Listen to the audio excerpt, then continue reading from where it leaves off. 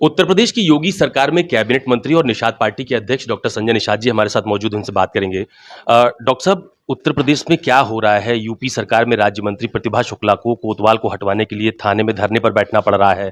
देर रात तक सुनवाई नहीं होती है और जिस मुद्दे को लेकर वो बैठी कि कोतवाल हटेगा तभी मैं धरने से उठूंगी, वो अभी तक हटाया नहीं गया। क्या हो रहा है सरकार में?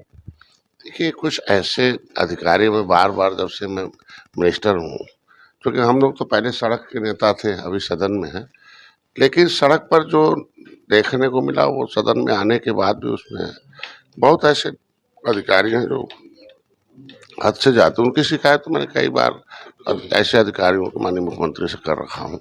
उसको तुरंत इस तरीके की, देखिए, जो जनप्रतिनिधि होता है वो जनता का प्रतिनिधि होता है। तो इसका मतलब अगर जनता किसी जनप्रतिनिधि की आवाज़ दबती है तो इसका मतलब जनता की आवाज़ दबती है और उसका असर नुकसान होता है। तो उसका उसका असर रिजल्ट में 2024 में आपने देखा होगा 43 सीट हार गए। इन्हीं जनता के भरोसे, इन्हीं कार्यकर्ताओं के भरोसे सामंजस्य स्थापित करना अधिकारियों का काम है। अगर कोई घटना होती है तो नेता से मिले, वो भी मिले, बैठकर हो जाता है। कुछ घटनाएं होती है शिक्षा का अभाव, तो हमको लगता है ये बड़ा दुखद है कि मंत्री को थाने बैठना पड़ा, दूसरा जाके अधिकारी मंत्री से न मिले। तो ये भी एक बहुत है, ये प्रोटोकॉल में है कि मंत्री से पहला काम अधिकारी मिले। और मंत्री के काम है, बुद्धिमान आदमी को इसीलिए लगाया जाता है, अधिकारी बनाया जाता है कि अपने बुद्धि से, विवेक से ये सामंजस्य स्थापित करे कि कोई घटना घट गई तो कैसे उसको टैकल करना है, हैंडल करना है।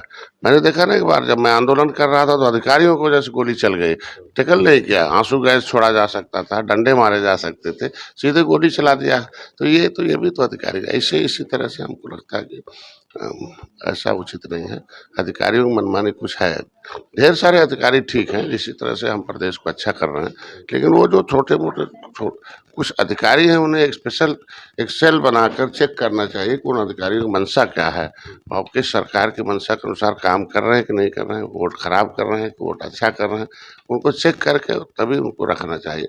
अवसर मिलना चाहिए अधिकारी को काम करने का, लेकिन अवसर के बाद क्या उसकी नीयत क्या है, मंशा क्या है जनता सरकार के पक्ष, ये इसके लिए एक सेल बनना चाहिए। सर, कल यूपी सरकार में कैबिनेट मंत्री ए.के. शर्मा हैं, उन्होंने भी एक सार्वजनिक मंच से ये कहा कि कई बार अधिकारियों को समझाया जा चुका है। उन्होंने कई उदाहरण दिए। उन्होंने कहा कि अब कृष्ण ने भी कंस को और दुर्योधन को समझाया, जब वो नहीं माने तो चक्र उठाना पड़ गया। भगवान राम ने भी समुद्र को समझाया, राम सेतु के लिए नहीं माने तो भय बिन होए न प्रीत, अगर वो तीर छोड़ देंगे तो दिल्ली और राष्ट्रपति भवन तक कोई नहीं बचा पाएगा। ऐसी भाषा का इस्तेमाल या ऐसी चेतावनी सरकार के मंत्रियों को, अधिकारियों को क्यों देनी पड़ रही है? ये तो हमको लगता है कि भारतीय जनता पार्टी में बैठे जो भी बड़े उच्च पदों पर हैं, जो जिसको सरकार चलाना है, जनता के बीच में वोट लेने 2027 में जाना है, 28 में, तो ऐसे में आगे चुना है। तो इन्हीं अधिकारियों ने कांग्रेस को डुबाया, इन्हीं अधिकारियों ने सपा बसपा को डुबाया और इन्हीं अधिकारियों ने अब भाजपा का भी वोट खराब कर रहे हैं।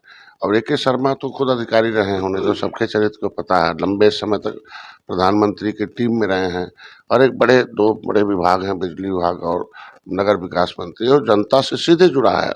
मतलब हम कहते थे 30% आबादी तो हमारे शहरों में रहती है, नगर में, और नगरों में अगर हम सुविधाएं नहीं देंगे तो 30% जनता कैसे वोट देगी।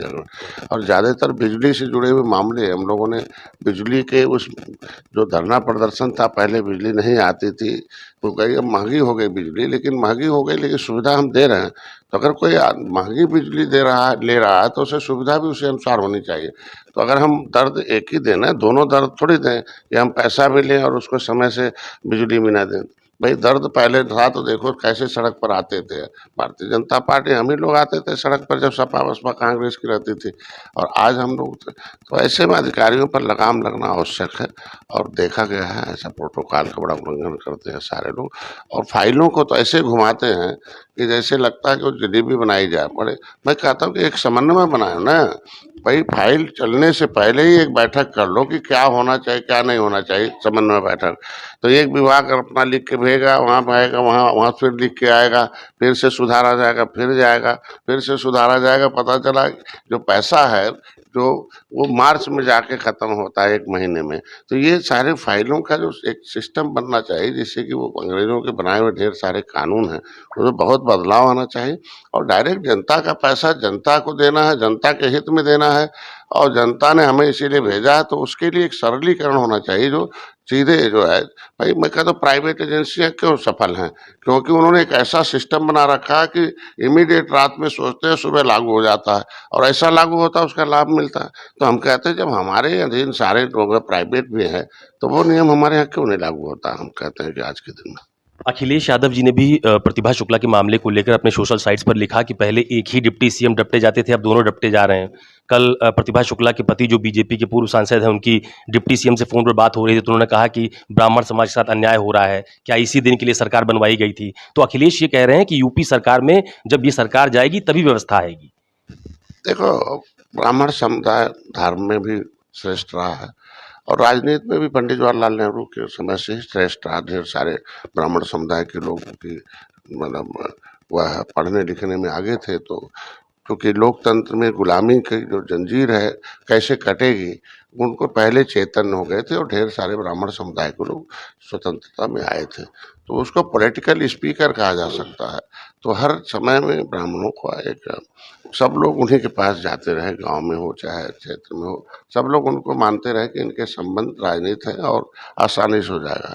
लेकिन इस समय अगर उपेक्षित है तो निश्चित रूप से आवाज़ निकलेगी कि नहीं, हमेशा से ब्राह्मण समुदाय दूसरे की मदद करता रहा, तो अपने ही लोगों की मदद न कर पाए तो थोड़ा एक गलत कंट्रोवर्सी होता है। और उनका दर्द है। और विपक्ष ने ऐसा नहीं, ये जो विपक्ष जो आज के दिन में ट्रोल कर रहा है या सोशल मीडिया साइट पर लिख रहे हैं, उनके समय भी होता रहा है, उनके समय भी ऐसे चलता रहा है, ऐसा नहीं है। अच्छा, ये अभी बीते दिनों दिल्ली में अखिलेश यादव ने अपने कुछ सांसदों के साथ मस्जिद के भीतर मीटिंग की थी, तो उसको लेकर तमाम तरह के आरोप भी लगे। अखिलेश जी ने कहा कि जो आस्था जोड़ती है हम उसके साथ हैं। आज समाजवादी पार्टी दफ्तर के बाहर एक होर्डिंग लगी है, उसमें लिखा है कि धर्म और मजहब के आधार पर राजनीति नहीं की जानी चाहिए। तो उनकी मस्जिद में जो कथित मीटिंग है उसको कैसे देखते हैं और इस होर्डिंग को कैसे देखते हैं? वही दोहरा चरित्र है ना, कहेंगे कुछ अपने ही जा रहे हैं मस्जिद में बैठक कर रहे हैं, हाँ? और अभी मस्जिद में बैठक कर रहे हैं, होर्डिंग लगा रहे हैं कि धर्म के आधार पर राजनीति नहीं कर रहे हैं। आज के दिन में कांग्रेस और सपा और बसपा ये धर्म के आधार पर ही 70 साल से बांट कर या इलेक्शन कराकर या तुष्टीकरण के जीत के बनती रही है।